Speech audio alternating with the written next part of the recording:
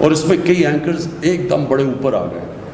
جتنے وہ اچھے کرتے تھے تو وہ اوپر آنے شروع ہو گئے. پھر ہوا کیا؟ یہ چلتا گیا.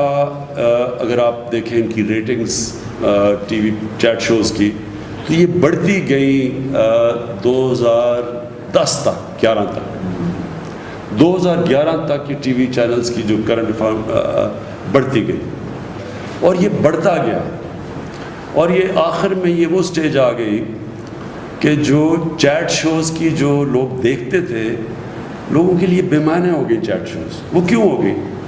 کیونکہ وہاں تو صرف ایک بازار لگ گیا. وہ اس کو برا کہے کوئی اس کو برا کہے. بیچ میں جو اصل جو لوگ انفارمیشن لینا چاہتے ہیں وہ کم ہونی شروع ہو گئی. تو آپ جب بات کرتے ہیں نا کہ یوٹیوب کے اوپر لوگ آ رہے ہیں اور آپ کی سنتے ہیں کیونکہ لوگ انفارمیشن چاہتے ہیں. تو جب وہ دیکھتے ہیں کہ ٹی وی چیٹ شو میں ایک دوسرے کے شور مچا ہوا برا بھلا ایک دوسرے کو کہہ رہے ہیں, بیچ میں سے نکلتا کچھ بھی نہیں ہے, کوئی کچھ کہہ رہا ہے کوئی کچھ کہہ رہا ہے. اصل میں تو لوگ جو سچ لوگ ڈھونڈنا چاہتے ہیں وہ چھپ جاتا ہے. تو آپ سب کے لیے دیکھیں میرا جو زندگی کا ایکسپیرئنس ہے وہ یہ کہ اللہ الحق ہے. جو سچ ہے نا وہ چھپتا نہیں ہے زیادہ دیر. آپ کسی کو پیسے بھی دے دیں, آپ میڈیا کو بھی کھلا دیں, لیکن جو عوام ہے وہ آخر میں وہ سچ ڈھونڈے گی. آپ کبھی بھی کوئی کسی میڈیا اونر کا یہ خیال نہیں ہونا چاہیے, اس میں یہ تکبر نہیں ہونا چاہیے کہ وہ کسی کو عزت دے گا یا کسی کو ذلت دے گا. یہ چیز اللہ نے اپنے ہاتھ میں رکھی ہوئی ہے. یہ کبھی کوئی انسان کسی کو نہ ذلیل کر سکتا نہ اس کو عزت دے سکتا. وہ اس کی وجہ یہ ہے کہ اگر یہ ہوتا تو سارے امیر لوگ عزت دار ہو جاتے اور غریب لوگ ذلیل ہو جاتے. ایسا ہے نہیں. اس لیے کیونکہ عزت اللہ نے اپنے ہاتھ میں رکھی ہوئی ہے اور وہ دیتا ہے وہ لوگ جو ہرائے حق پہ ہوتے ہیں. تو آپ کے لیے جو سب سے بڑا ایڈوائس میرا یہ ہے, میں نے اینکرز کو اوپر جاتے اور نیچے آتے دیکھا. کتنے اینکرز کو میں نے دیکھا, اس میں دو چیزیں ان کے راستے میں زوال میں دو چیزیں ہوتی ہیں. ایک جو اینکر اپنی میں اور اپنی انا کو اتنا بڑا بنا دیتا ہے کہ وہ سمجھتا ہے کہ وہ اس لیے نہیں بڑا بنا کہ وہ لوگوں کے سامنے حقائق پیش کرتا ہے, وہ ایک ایسی ہیلدی ڈبیٹ کرتا ہے جس سے عوام میں زیادہ شعور پیدا ہو. وہ جو اپنی ذات کے اوپر آ جاتا ہے کہ اچھا میں فیصلہ کروں گا یہ اوپر جائے گا یہ نیچے جائے گا. جب اینکر کے اندر یہ آ جائے یہ تکبر, آپ یہ سمجھ جائیں کہ وہ اینکر اب نیچے چلا جائے گا اور آپ کے سامنے بڑے اینکر اوپر سے نیچے آئے ہیں. اور دوسری چیز جو اینکر جب تک لوگ یہ سمجھتے ہیں کہ یہ اصل میں یہ غلطیاں بھی کرے گا لیکن یہ ہے سچا آدمی, یہ ہے قوم کے لیے بات کرے گا, یہ رائے حق پہ کھڑا ہوگا, تب تک لوگ ہمیشہ اس کو سنیں گے, اس کا گراف اوپر جائے گا. جب ان کو یہ ہو گیا نا, اور کئی ایسے اینکرز آپ نے دیکھا ہوگا جب ان کی کریڈیبلٹی گئی کہ جی لوگوں نے کہا اچھا جی یہ جو بات کر رہا ہے اس میں تو جب اس کی 3-4 چیزیں پروو ہو جائیں کہ یہ اس نے سچ نہیں بولا یا اس نے مس لیڈ کیا لوگوں کو غلط راز, تو اس کے جب کریڈیبلٹی جاتی ہے آپ یہ سمجھ آئیں کہ اینکر کا پھر گراف نیچے جانا شروع ہو جاتا ہے. تو آپ کے لیے تو بڑا امپورٹنٹ ہے یہ جو آپ کے لیے. اچھا لوگ بڑی جلدی فیصلہ کر لیتے ہیں کہ یہ ملک کے لیے کون کھڑا ہوتا ہے, کہ جو بھی ہوگا یہ چاہے گورنمنٹ اگر سچ بولے گی تو گورنمنٹ کے ساتھ ہوگا, اپوزیشن بولے گی اپوزیشن کے ساتھ ہوگا.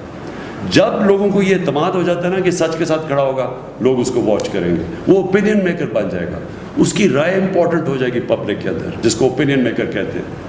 لیکن جب لوگوں نے یہ دیکھا کہ یہ فرمائشی یا یہ کسی سے کوئی پیسہ ملا یا کچھ اس کی وجہ سے کچھ کر رہا ہے, آٹومیٹکلی وہ نیچے آ جاتا ہے.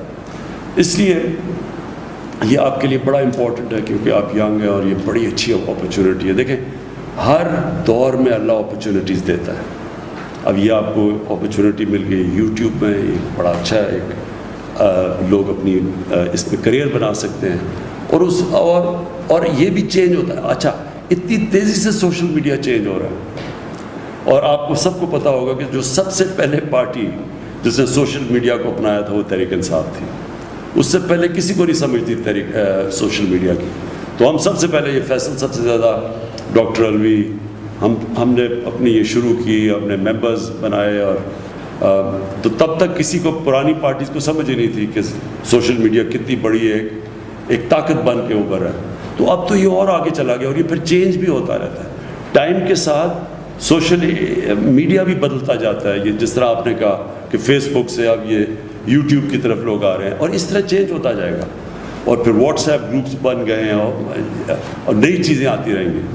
تو جو ایک انسان یا معاشرہ یا ادارہ, ایک انگریزی کا ورڈ ہے to stay ahead of the curve, to stay ahead of the curve, یعنی جو بھی آگے کا دیکھ رہا ہوتا ہے, وہ جو پہلے دیکھتا ہے کہ اب ادھر جا رہا ہے, تو وہ ٹائم کے ساتھ آگے جاتا ہے, ٹائم سے پہلے چیزیں اسپاٹ کر لیتا ہے, وہی دنیا میں آگے جاتے ہیں. جس طرح یہ سارے سلیکن ویلی میں یہ جائنٹس بن گئے, ینگ لڑکے دیکھتے دیکھتے کہاں سے کہاں پہنچ گئے.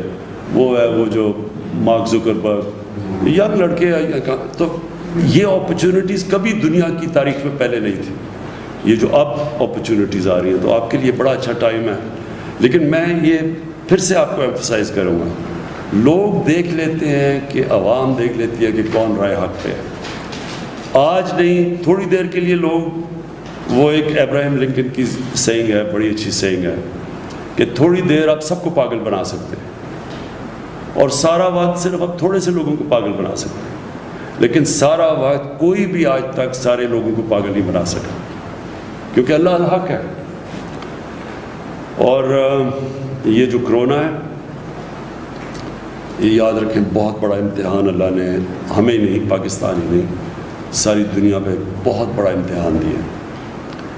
اس کے اندر جو سب سے امپورٹنٹ چیز یہ ہے, ہمارے جیسے ملکوں کے لیے, ہندوستان کے لیے, بنگلہ دیش کے لیے, ساؤتھ افریقہ کے اندر ملک ہیں جدھر غربت ہے, جدھر وہاں بھی کچی آبادیاں ہیں, ادھر ایک بالکل مختلف امتحان ہے بنسبت یورپ, چائنا, امریکہ.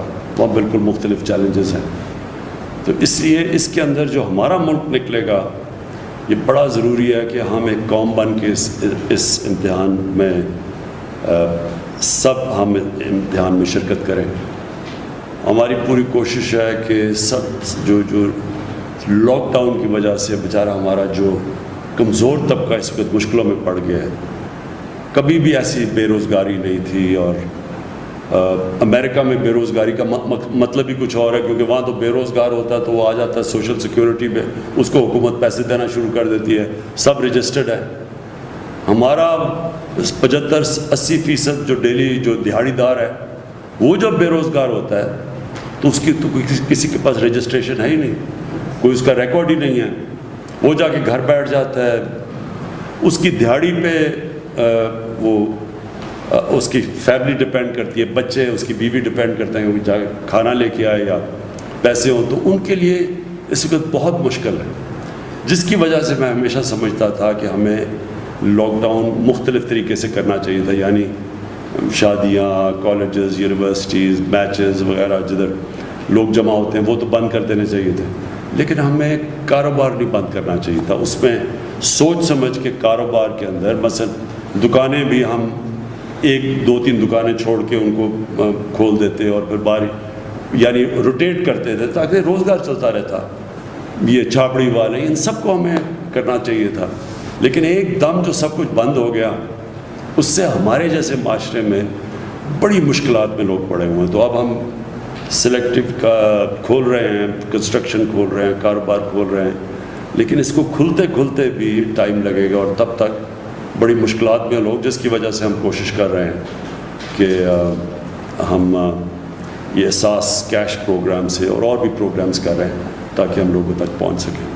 لیکن سب سے پہلے تو آج کوئی بھی دنیا میں نہیں کہہ سکتا کہ کرونا کب قابو میں آئے گی, کوئی بھی نہیں کہہ سکتا. تو جو ساری دنیا کوشش کر رہی ہے کہ کرونا کے ساتھ گزارا اب ہم کیسے کریں گے, کرونا بھی ہو اس کو بھی روکیں, لیکن ہمارا کاروبار بھی چلتا رہے تاکہ ہمارے بیچارے لوگ بھوکے نہ مریں. تو ہمارے لیے اب سب سے بڑا یہ چیلنج ہے. اس کے لیے ایک بڑا اچھا ایک ٹریک اینڈ ٹریس سسٹم وہ ہم نے اب ساری ساری ایجنسیز بیٹھی, ہماری سارے ادارے بیٹھے, ہم نے ایک سسٹم آرٹیفیشل انٹیلیجنس کے ذریعے ISI کے ساتھ مل کے ایک نکالا ہے کہ سارے پاکستان میں ہم ٹریک کریں گے کدھر کدھر ہمارے کرونا کی کے جو افیکٹیز ہیں, جن کو انفیکشن ہے, پھر ان کو ہم ٹریک کر کے پھر ان کی پورا بنائیں گے کہ وہ کن کن سے مل رہے ہیں. یعنی جو طریقہ اب ہوگا کہ بجائے سارا 22 کروڑ کا ملک بند کر دیں, ہم ادھر کانسنٹریٹ کریں جدھر ہم سمجھتے ہیں کہ اب کلسٹر بن رہا ہے, ان کو تھوڑی دیر کے لیے کوارنٹائن کریں تاکہ وہ پھیل نہ سکیں. اس کے علاوہ اگر ہم جو بھی کرتے ہیں نا, اگر ہم سارا ملک بند کر دیتے ہیں یہاں بھوکے مریں گے لوگ, لیکن اگر ہم پوری طرح کھول دیتے ہیں تو کرونا پھیلنے کا ڈر ہے. تو اس لیے بیچ کا نظام یہ لے کے آ رہے ہیں اور اس کے اوپر ہم پوری کوشش کر رہے ہیں, اور یہ انشاءاللہ اسی طرح آگے بڑھیں گے. جو ہر کرائسس ہوتا ہے نا, اس میں اللہ نے ایک ایسا نظام بنایا ہوا ہے کہ اس میں اگر انسان اپنا عقل استعمال کرے تو اس میں موقع بھی بڑے مل جاتے ہیں, اور کرائسس کے اندر کئی بڑی زبردست چیزیں ہو جاتی ہیں, کیونکہ انسان کو اللہ نے بنایا ایسا ہے. ایک انگریزی کا فریز ہے, necessity is the mother of invention. جب آپ پھنس جاتے ہیں نا تو اللہ نے ہمارے میں اتنی صلاحیتیں دے دی ہیں کہ اگر ہم اپنا ذہن استعمال کریں تو اس میں سے راستے نکلاتے ہیں.